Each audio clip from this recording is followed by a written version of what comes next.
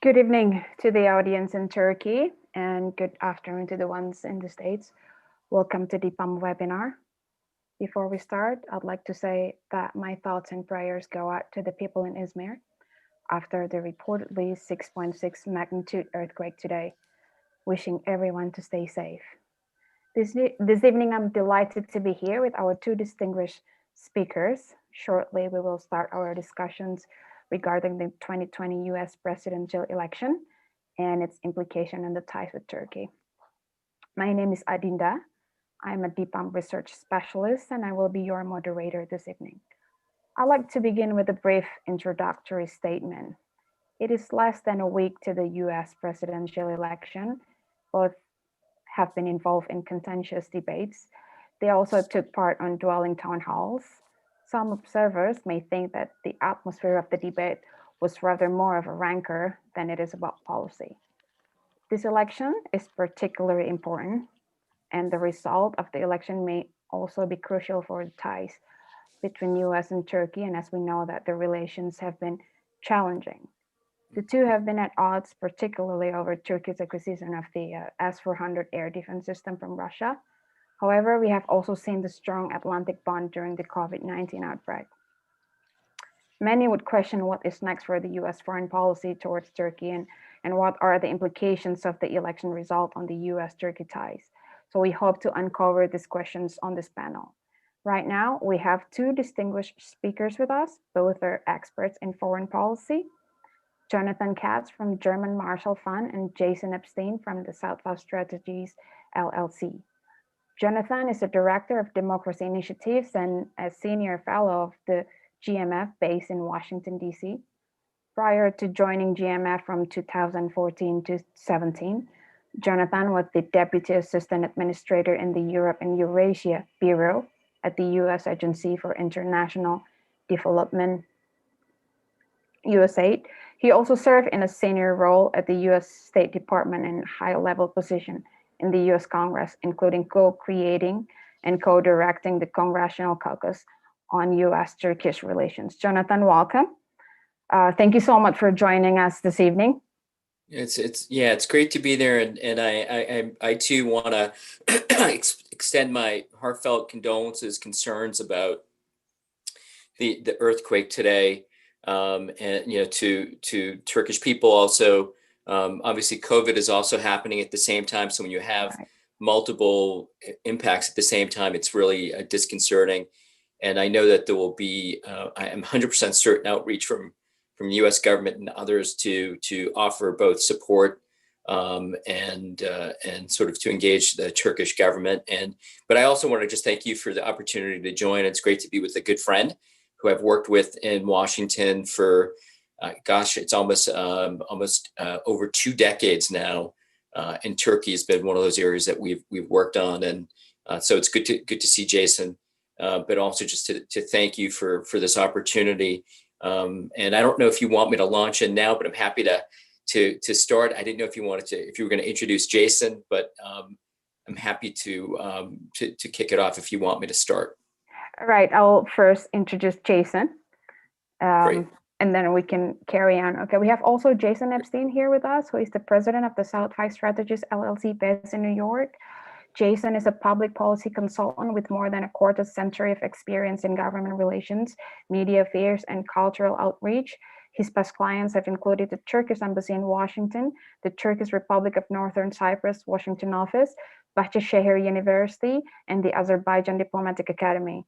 His most recent article was published in Newsweek earlier this month and entitled "A Pro-Western Azerbaijan Deserves American Support."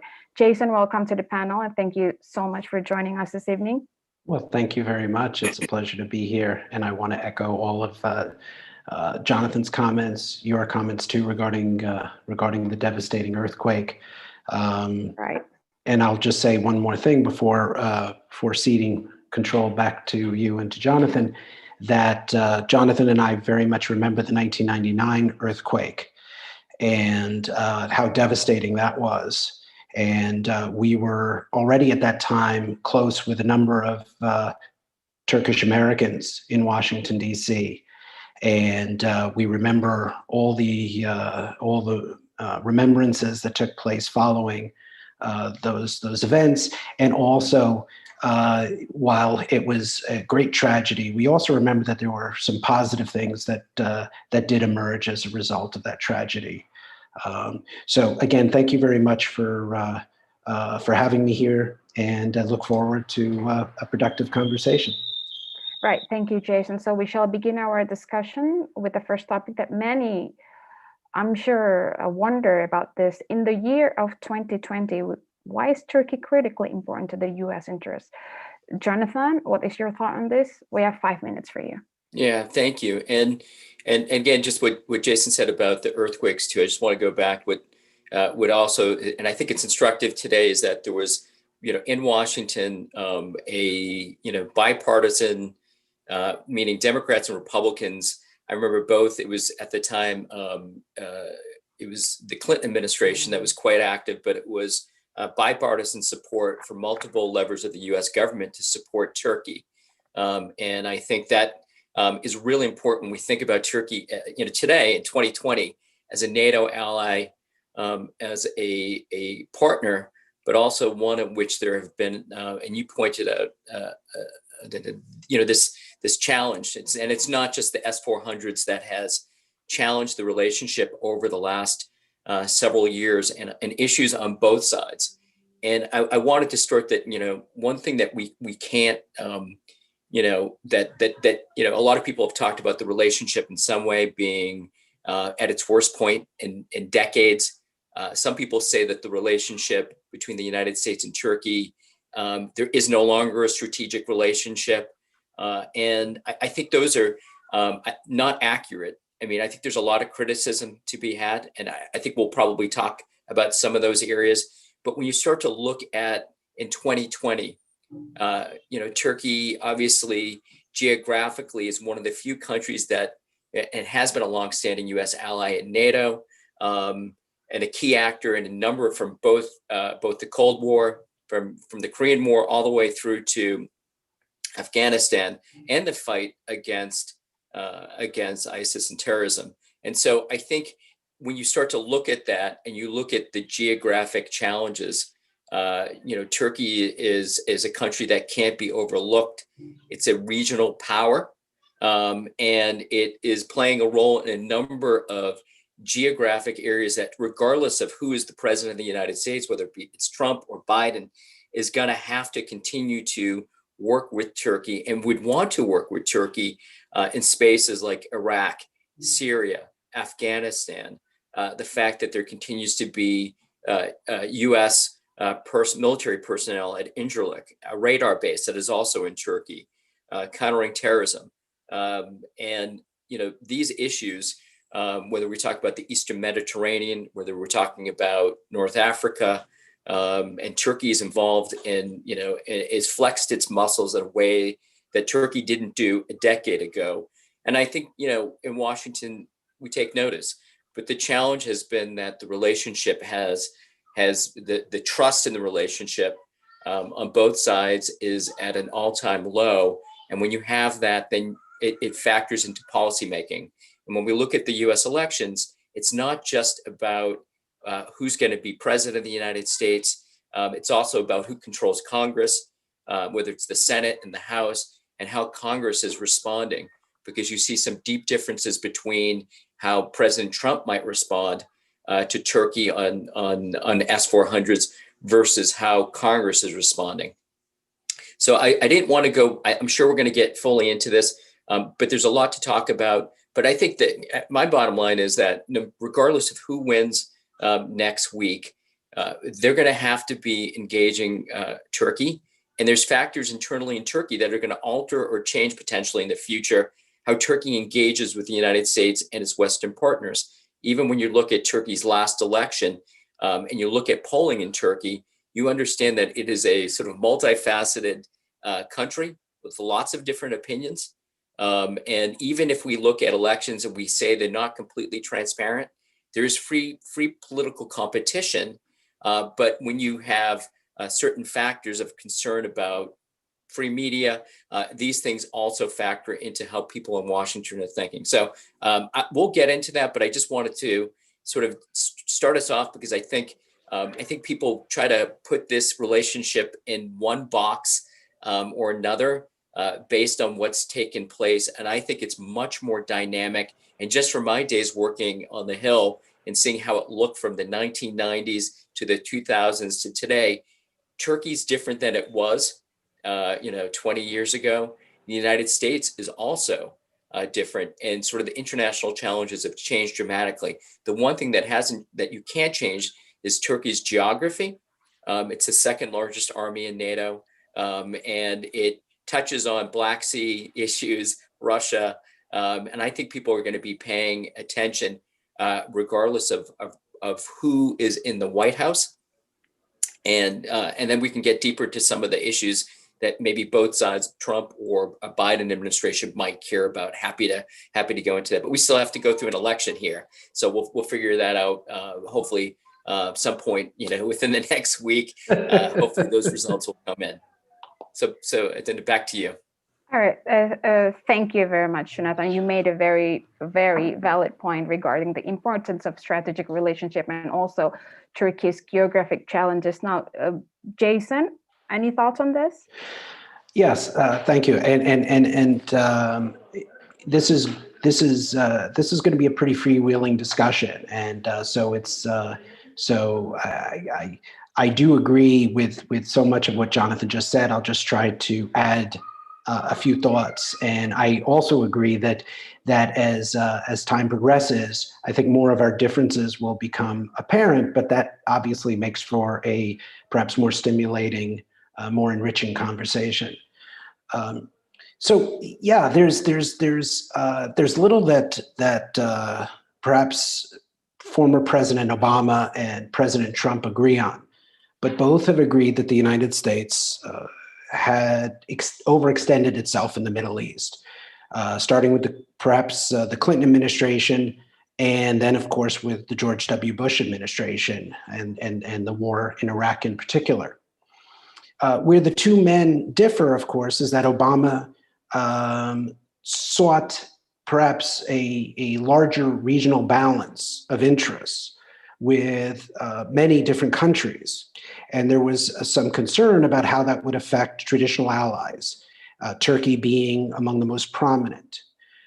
Trump perhaps recognizes that regional security remains a vital US interest, and that the Iranian regime, but where he focuses on is perhaps the Iranian regime, unless brought to heel, will remain an implacable foe. And so for the Trump administration, Saudi Arabia, Israel, and Turkey have been the key pillars in containing Iranian aggressive behavior. What's obvious, I think, to both now, fast forward to today, I think what Joe Biden and Trump do very much understand, their advisors too, is that Turkey is an important counterweight to Russia in particular, not just perhaps Iran, but also Russia, whether it's in Syria, the Caucasus, or parts of Eastern Europe, including Ukraine. These are all American interests.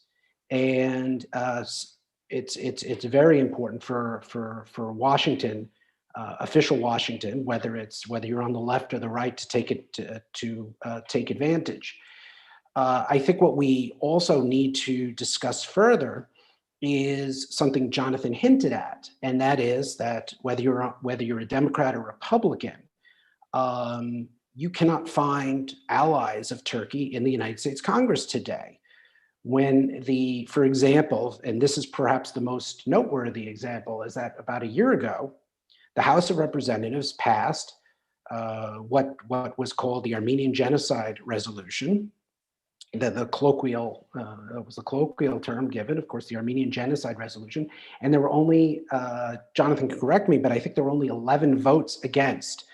In previous years, the legislation such a resolution either didn't make it out of the House Foreign Affairs Committee, or if it did, was stopped cold immediately after.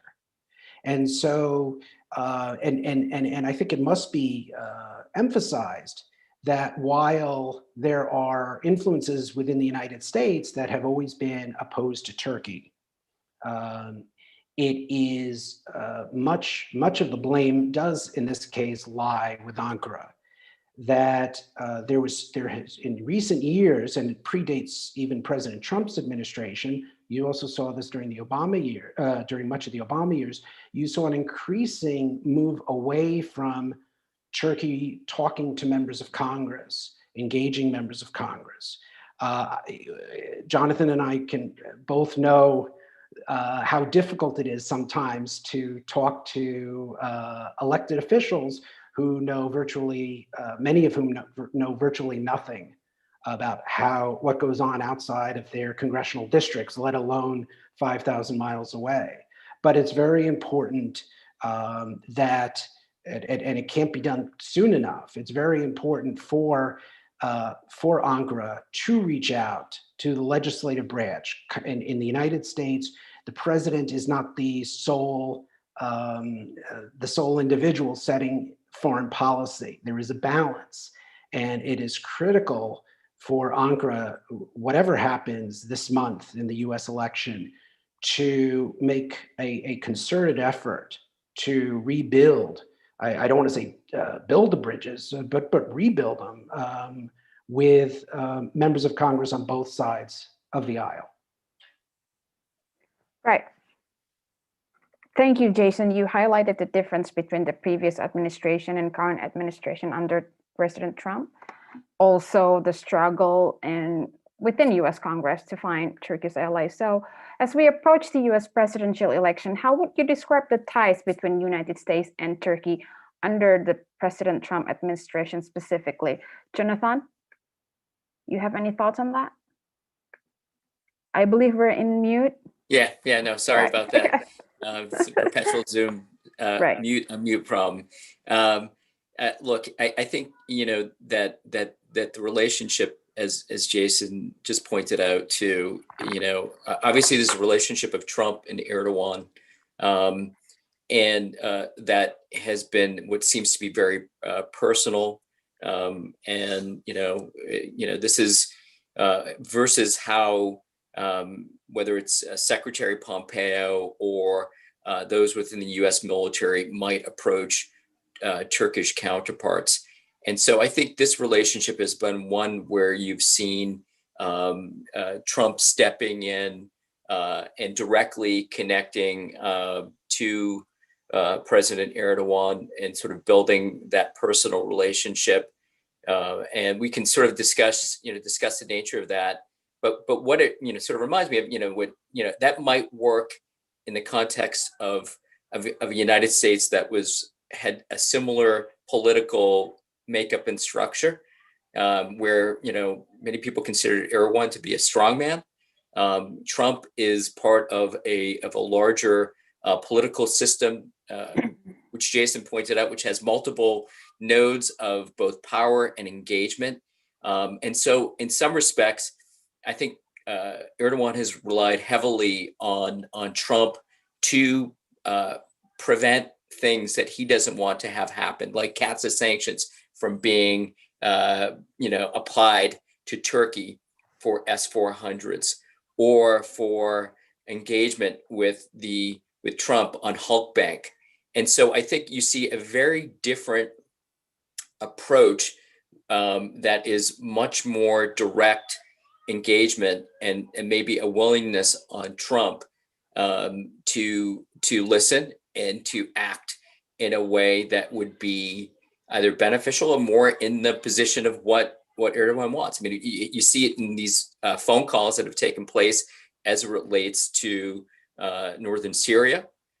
And so that's just another example. And then the reaction of Congress, or reactions even within the US military or State Department or others in the national security apparatus, like guys like people like John Bolton, the former national security advisor, coming out and saying, I'm not quite sure, if Trump is doing it out of friendship, or is he doing it because he thinks it's in the best interests of the United States. And so I think that is, one of the challenges. What I think is a problem is that you need to, in these relationships, and Jason pointed out one thing that I really do agree with, is the people-to-people connection between Turkey It's not just the Turkish political system, it's business to business. It really, and even frankly, across the Turkish political system, there's a perception that from the US side that there's only a very small group of people at the top level among Erdogan making all of the decisions. And so I think that mentality has weakened the ability or lessened the focus on trying to engage at a broader level. And I mean this with, Turkish government, including the current party in power, mayors, different political parties, civil society, business leaders. It's just not a robust relationship. And I think there's a lack of trust. Turkey, as I said, is a dynamic political place with different voices. And I think sometimes people end up viewing Turkey through the lens of Erdogan and Erdogan alone. And then they look at the United States, I'm sure in Turkey, through the perspective of Trump and what Trump brings to the table. And I think that ends up weakening the relationship or the ability to cooperate, because when it's done at the level that it's being done right now, between two leaders without other actors from those countries being involved, more often than not, it gets distorted.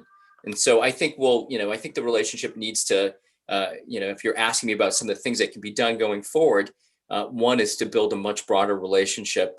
Congress is one. I know because I was there, part of efforts to enhance that relationship through, bringing members of Congress together. And I still think when you go to the embassy, the Turkish embassy in Washington, there still hangs on the wall something that I worked on, something that was signed by the head of the Turkish Grand National Assembly in the U.S. House of Representatives, of a signal of friendship, support, and strengthening relations. So I don't think we're there today for that, but it really begs and needs greater attention. Right. Thank you, Jonathan. So you pointed out that Trump-Erdogan relationship seems to be personal. However, there's much broader relationship could be done. So Jason, what do you think about this? Well, I'm in agreement, certainly. The relations between the two leaders is obviously strong. There are similar personalities, and you can get a lot done. Let's be clear about that. But beyond that, there's been a hollowing out of the bilateral relationship. I mentioned just a few minutes ago about the Armenian genocide resolution in the House. Jonathan can correct me if I'm wrong, but I'm pretty sure that in the Senate, the resolution that was introduced was co-sponsored. Bob Menendez from New Jersey, a Democrat, but who has never been a friend of the Turkish Republic. But what was interesting is who was the Republican. It was Ted Cruz of Texas. And that should have been a 5-alarm fire going off in Ankara, because Ted Cruz represents the state of Texas, and Texas is pretty much the hub of the F-35 fighter plane. And so why is Ted Cruz, of all people, co-sponsoring this resolution? It's a sign that even defense ties have deteriorated over the last several years. So I did want to make that point that, again, it's whatever you think of the Erdogan Trump relationship. Meanwhile, there are serious challenges. And then I would take it a step further. The first 2 years of the Trump administration were, when it came to Turkey policy, was indeed a great disappointment. I would first say that it was very disappointing for some of us that Brett McGurk was kept on as the anti-ISIS coordinator. It's unclear how that happened. Maybe it was upon the recommendation of the new defense secretary, Jim Mattis. But if Trump was trying to reset a relationship that had gone south in the last few years of the Obama administration, keeping Brett McGurk as the anti-ISIS coordinator was a curious way of trying to restore those ties. Jonathan mentioned, of course, the Hawk Bank issue as well, which is still lingering to this day. There was the detainment, the trial of Pastor Andrew Brunson. There are still concerns about FETO and what might happen in terms of Fethullah Gulen living in Pennsylvania. We always hear about some human rights concerns that get expressed in the States. So the first 2 years were really a lost opportunity. I think it's safe to say. Things have been somewhat better since then, and we do have a long way to go. I will say that, but you can see where the camaraderie between Trump and Erdogan have worked, because I think any of these concerns that have been expressed, including now in the Eastern Mediterranean, the latest round of bloody fighting between Azerbaijan and Armenia, bloodier than ever. Other issues involving perhaps disputes within the Arab Muslim world. I think the relationship with Trump has allowed those concerns not to spiral out of control. So if I were giving a grade, I might give a B minus, maybe a B. But I think the bigger concern is whether Trump gets even if Trump gets reelected. And it's sad that I have to repeat this more than once, that unless there are efforts to restore the relationship at all the other levels, whether it's of government, whether it's trade, it's kind of a Pyrrhic victory for those of us who support this, who support U.S.-Turkey ties. Right. Thank you, Jason. You made, I think both Jonathan and Jason agree that much broader relationship needs to be done under the current administration, despite the seemingly personal relationship between Trump and Erdogan. Also, I'm going to get into the most recent event. As you know, that the recent reaction from Ankara over a statement from Democratic presidential candidate Joe Biden was quite strong. It certainly drew criticism from both government and also the opposition, as others may also wonder, would this impact US-Turkey ties if Biden is elected? And if so, how? Jonathan, what's your thought on this? Yeah, I mean, I expect let's not sort of jump the shark. And the moment we still have an election, so we'll see what happens. I still firmly believe again that one thing for certain is that when you're president, and if you become president, you're sitting in sort of the Oval Office, looking at all of the challenges in this region, and Turkey is going to be an interlocutor. Erdogan is president. I expect that will continue. That type of engagement. With that said, I think one thing that former Vice President Biden has been clear about is, and this has been across the board, is issues of democracy, of democratic backsliding. I expect that he will spend a tremendous amount of time, if elected, strengthening the transatlantic alliance. And I hope that means looking at issues, wanting to see, and I think he knows fully well the role that Turkey has played for many, decades as a key partner in many different areas. And so he's not coming to this without that knowledge. But I think what he also is addressing is what we see as real concerns about the backsliding of democracy, press freedom in Turkey, something Jason touched on a little bit, but also just sort of the general course of Turkey's foreign policy, particularly its relationship with Moscow, which I would say at the end of the day, when you have the S-400s being turned on, potentially tracking, planes, already that you hear reports of this, I say reports, when you hear this, and again, it's not just Democrats reacting. This is both Democrats and Republicans in Washington both reacting to this.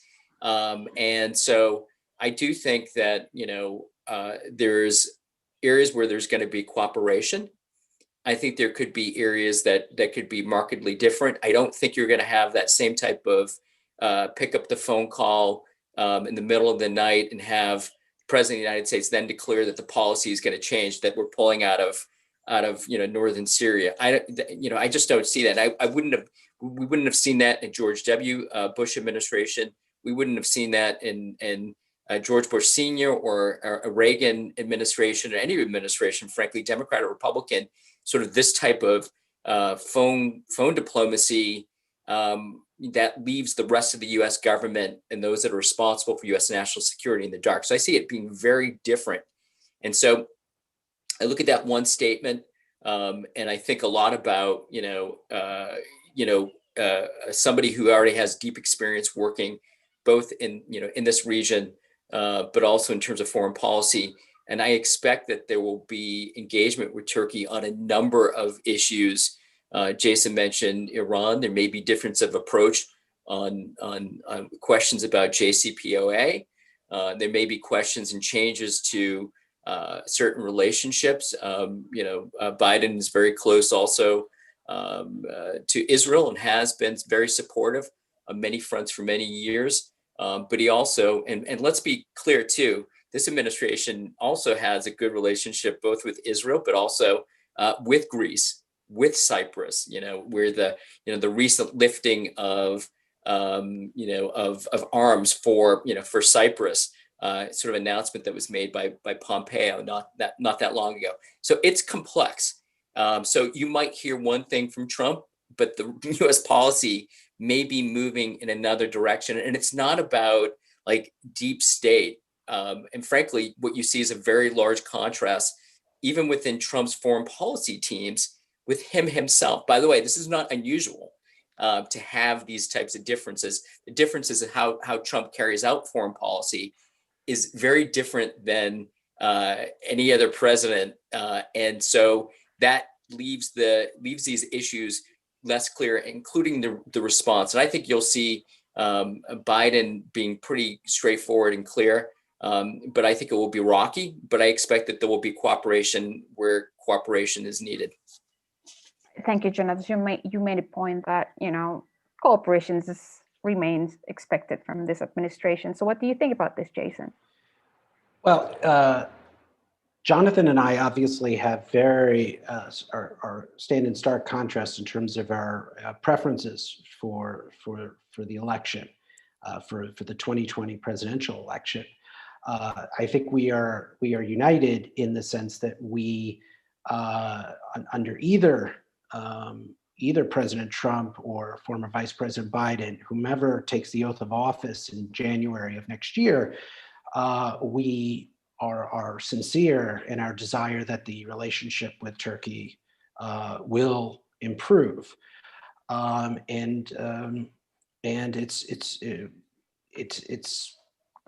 it's going to be an interesting year, 2021. I would like to be optimistic that in terms of Biden as president, if this had been 2003, 2004, 2005, maybe through the end of the Bush administration, throughout the end of the Bush administration, I would be quite optimistic. I think Turkey would have much fewer concerns about the bilateral relationship. That, of course, most of that time was during Erdogan's first term. Turkey's relations with Europe, including Greece, and even on the Kurdish issue, were much more positive, on the upswing for most of that period. And during that time, Biden was in the Senate. He was the top Democrat on the Foreign Relations Committee, either as its chairman or as the ranking minority member. That means when your party is in the minority, the top Democrat on that panel is called ranking member.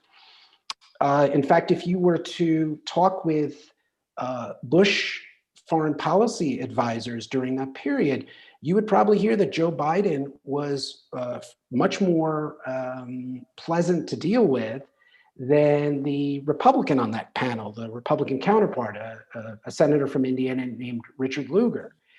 Unfortunately, though, times have changed. Jonathan mentioned earlier that America is very different, Turkey is very different, and of course, the region is quite different, and that includes Europe. The relationship may have improved a little bit since 2018, but it's hard to see how the former vice president will be able to improve matters. When I've been to Turkey in the past many times, it's inevitable for Americans to come across Turks who have long believed, are committed to the belief that the United States and other Western powers are constantly scheming to partition Turkey, to destroy Turkey. You hear this from right-wing nationalists. You hear this from communists as well, and everywhere along the spectrum for that matter. And I thought Biden's comments to the New York Times editorial board were just damaging, really damaging. I'd like to think you could chalk it up to electioneering, but there's Biden has long been a preferred candidate of Greek Americans, Armenian Americans, and Kurdish Americans. But there's an old saying that the number one priority for every first-term administration is the second term. And while I'm very confident that if there were 100 Jonathan Katzes in the foreign policy, in positions within the State Department and in the National Security Council in a Biden administration, I'm just not positive that's going to be the case. There are some old Biden veterans who remember those days, but there are also some other folks from the Obama who clearly identify as more Obama people who may not have the institutional memory or the respect of Turkey that, let's say, an Anthony Blinken, who could be in a very high-ranking position if Biden is elected. One thing we've learned is that once the Turkish population decides that you are not a friend of Turkey, it's very difficult to claw back from that. We saw that once George W. Bush took a hit, he could not be, his reputation could not be resuscitated.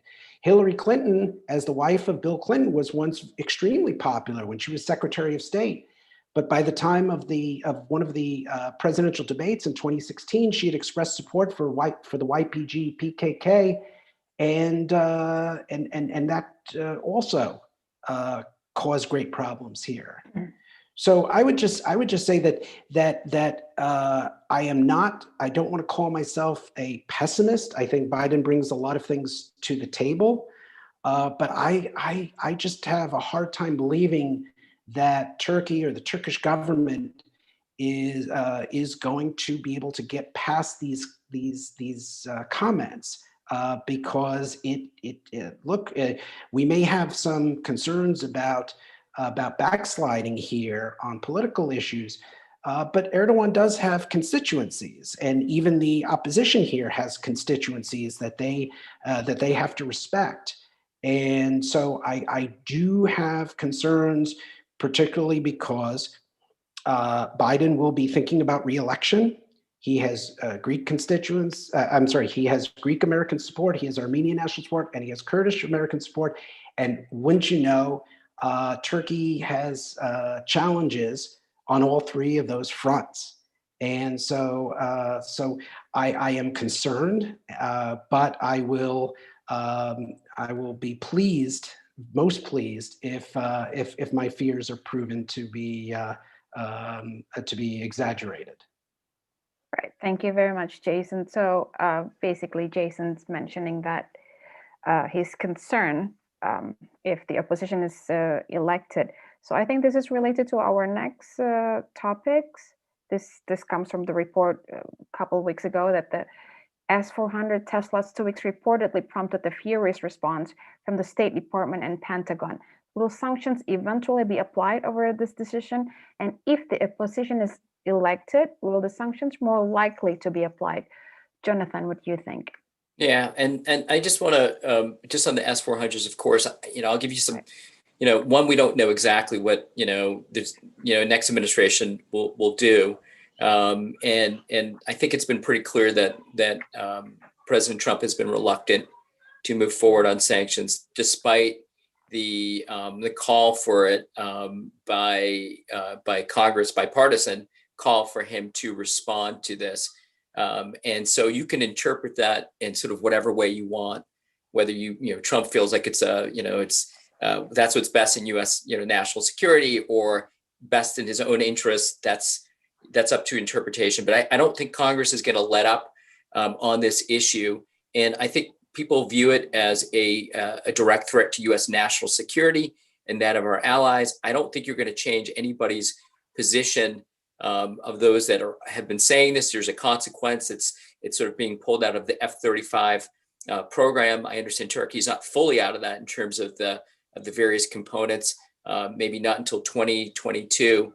But I do think that you're going to see a continued push where in the past, you've also seen Congress step in when Trump has not done certain things. By the way, this is not different than other administrations in terms of sanctions. Has stepped in to, fill the gap. And it could be that if and I think it wouldn't, I think there's some differences, more often than not, if the president's party is control of the Senate, they more often than not defer in some sense to the president and the president's foreign policy. But you could have a situation where the Senate flips to Democrats and they're less deferential to the president, and they decide to move forward more quickly on sanctions than perhaps a Senate controlled by Republicans. So we really don't know what the makeup will be.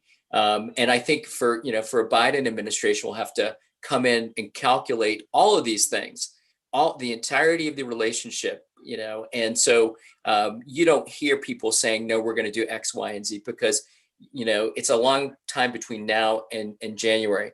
But I would say it's much more likely that could be a response. And I do think that we haven't talked a lot about Russia in this conversation, but it's pretty clear. Just like Trump's relationship with Erdogan, Trump also has a similar type of relationship with Putin, and again, it touches on a major fault line, and both Republicans and Democrats in Congress also fear and are concerned about the actions and activities of Putin as well. This is why the Russia issue, to me, in the growing that relationship between Erdogan and Putin, is such a problematic relationship in the context of U.S. national security.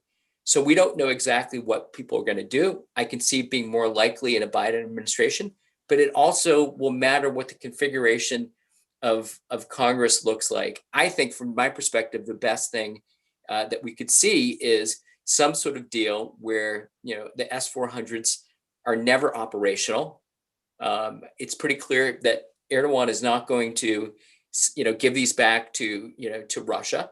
And whatever you think, whether you think that Erdogan bought these post 2016, the 2016 coup, and as a response, whether it's his own security or distrust in allies that didn't quickly come to call the coup what it was back in 2016, or other, sort of the deepening business relationship between the two of them, they're there.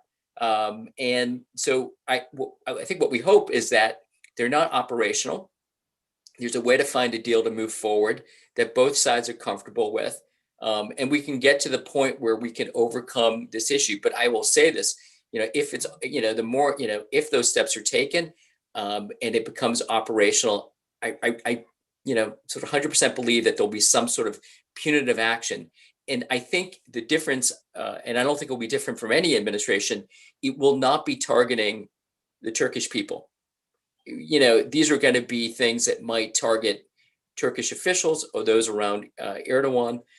There's lots of different levers that can be pulled within KATZ if a decision is made. But I will say that, just based on how sanctions have been used, that it's unlikely that you would see, sort of action that would be impactful Turkey. And I think people are quite aware that you don't want to, in a situation where Turkey's economy is in the space that it is, that the Turkish people, and this is what I talked about, sort of differentiating between Turkey and Turkish people and Erdogan. I think the ire in the United States is clearly focused on sort of the leader of Turkey, who people believe make the decisions primarily solo or in part based on his own interests versus the interests of the Turkish people. So I think there's a nuance between that U.S. policymakers, I hope, are thinking about, and I think they are, when it comes to Turkey, is that we don't want to see the Turkish public, which has been hit hard by COVID, has been hit hard by an economy that's been in Turkey, that's been in a bad space for the last couple of years, be impacted. That doesn't make sense. It doesn't make strategic sense. And I think those are the types of calculations that the next administration, Trump or Biden, will have to make, is sort of not only do you want to respond to this because you're concerned about security, concerned about the relationship with Russia, but you don't calculate. You need to, sanctions calculation should also be about, do you think you're actually going to have impact, and who would be impacted by what you're doing? And I think the appetite for new sanctions in general, as they relate to specific countries, is in question. People wondering about the effectiveness, and it's very difficult once you place these sanctions on to remove them. And I think it's something that, I just sort of empirically thinking about it, hearing other sanctions experts talk about this, that we have to be careful about how it's being used, not just as a blunt instrument, because we're unhappy with what's taking place. And I think it's likely to be more calculated, but I don't expect a new administration to be so quick to move forward on this without really thinking through the policy implications. Right. Thank you, Jonathan. So you highlighted basically that the calculation is definitely needed. So Jason, do you agree on this? Mostly. Right. And in fact, I could probably, although I'm tempted to always go long, perhaps I could answer this in a pretty concise manner. I think the only thing where I would differ with what Jonathan said is we're not living in normal times. There is so much spite in places like Washington and in the political class that it is very possible. It is very possible that Congress could do something and not think through the consequences. I would not have thought this 5 years ago. I would not have thought this was possible 10 years ago, 15 years ago. And incidentally, my fear is the same whether it's Biden or Trump in the White House. Congress it's very interesting. In most in most legislation, Congress seems to want to kick the can to executive branch agencies, to the administrative state, to decide how things are going to get implemented. But interestingly, when it comes to issues like KATZ, which is Countering America's Adversaries Through Sanctions Act, there is a tendency to try to hem in the White House. And again, the White House, whether it's a Democrat or Republican who's there. No president enjoys being led by his nose by the US Congress. They're always trying to wrest control. Trump probably prefers zero interference. Biden, as a former senator, unlike Obama, who only passed through the United States Senate for a few years, Biden was there for, I think, 36 terms, so 36 years. And so Biden would perhaps be more interested in negotiations and trying to cajole senators on both sides of the aisle and House leaders as well to try to not throw out the baby with the bathwater and totally alienate Turkey. The other thing I would point out is that I'm a little less concerned about Turkey's relationship with Russia, at least in recent months. And in fact, I think it was a few weeks ago that President Erdogan interestingly sat down with President Zelensky of Ukraine, and there seems to be increasing cooperation there. And it seems like Turkey is becoming increasingly disillusioned with Russia, even if there is some degree of camaraderie between Putin and Erdogan. So this is actually not just it's not just a question of trying to head off disaster. I mean, there really is an opportunity here. If we look closely, there is an opportunity to take advantage. Turkey is having such difficulties with Europe, France in particular. I mean, Germany, it's a little more level-headed, but Turkey seems to have gone from at a 30,000 foot level. Turkey seems to have gone from zero problems with neighbors to zero friends. If you look a little closer, you see that Turkey actually still has good ties with smaller countries around the world. Perhaps countries that are not in the immediate vicinity, not in the Mediterranean, for example. But we have there is an opportunity for an improved relationship, at least on strategic issues, even if Congress is still even if Congress is still gravely concerned with other events. We just have to realize that if we're serious about limiting Russian, Iranian, and potentially Chinese influence in the greater region, we need to find a way. To get around this S-400 issue, as Jonathan says. Do what you need to do. Figure it out. Find a face-saving measure. Maybe some substitute can be found at a reasonable price. But it would be tragic if we can't figure out how to take an off ramp and cool this down. Thank you, Jason. So, gentlemen, we have 7 minutes left, so we're coming to the last questions. Regardless of who wins the election, what is the implication on U.S.-Turkey ties from the issue of the Eastern Mediterranean Sea disputes? So, Jonathan, what do you think on the issue? Something Jason just said struck me too. Back in in the 2000s, there was when Turkey was seeking EU membership, and that's still the case. It's sort of long-standing efforts to join the EU. I mean, it was the U.S. really played a role. It was the administration at that time in the 2000s to get that the accession talks.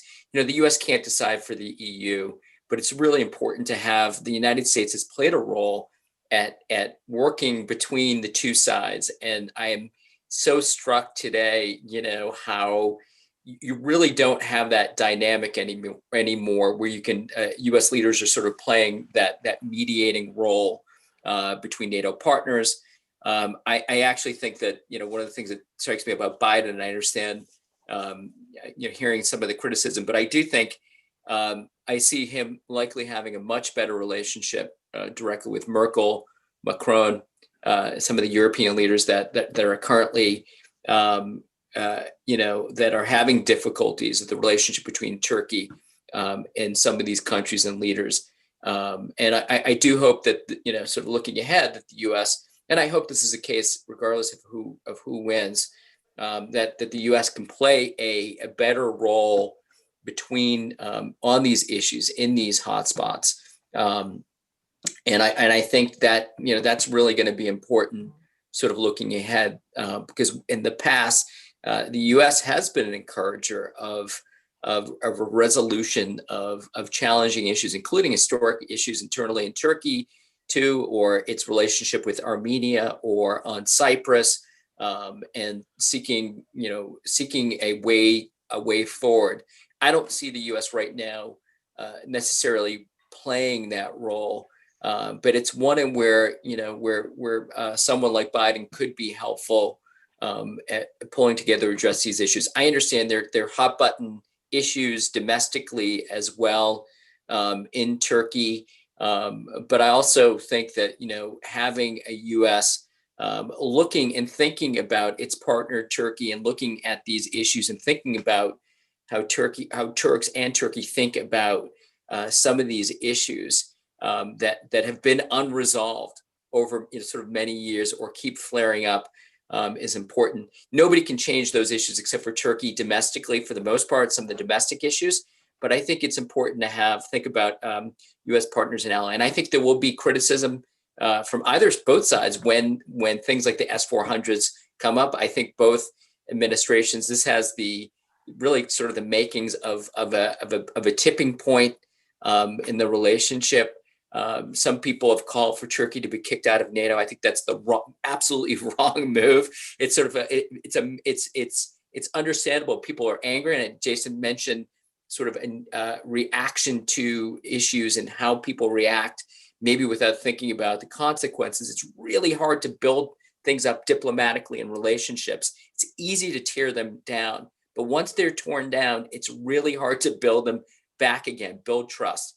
And so I hope that, both, there's going to be criticism. It could be criticism coming from either Trump or Biden administration of things, including the South Caucasus or things that are happening in the Eastern Med, or when we look at differences over Russia. S-400s, to me, just like Jason said, is a critical node that if it's not resolved, again, those that have been talking about this relationship being non-strategic, again, I believe, there'll still be cooperation. There's still air bases. There's still lots of areas of working together, but it's going to be pretty hard. And sort of looking at where President Erdogan is coming from in terms of his own interests domestically, and sort of in terms of foreign policy, they don't always really align and clearly align with where maybe the U.S. is right now. And I think that is something that's factoring in. And I expect that there will be broader engagement with Turkey and Turks of all stripes going ahead, because I think that's really what's needed is to better understand Turkey. And I hope on the other end that Turkey and those that are involved in policymaking are really open to better understanding the U.S. approach to these issues. Thank you. Thank you, Jonathan. So just a quick one, Jason. We have 2 minutes left. So what's your take on this? Okay, I can give you 121 seconds, I think. So I'll go back to what I said before. I'd be more of an optimistic, at least on the Biden side. I'd be more of an optimist if we were back in 2004, right? When we had a more positive outlook. Much has changed. We've seen what happened on Cyprus. The Turkish Cypriots approved the Kofi Annan plan overwhelmingly.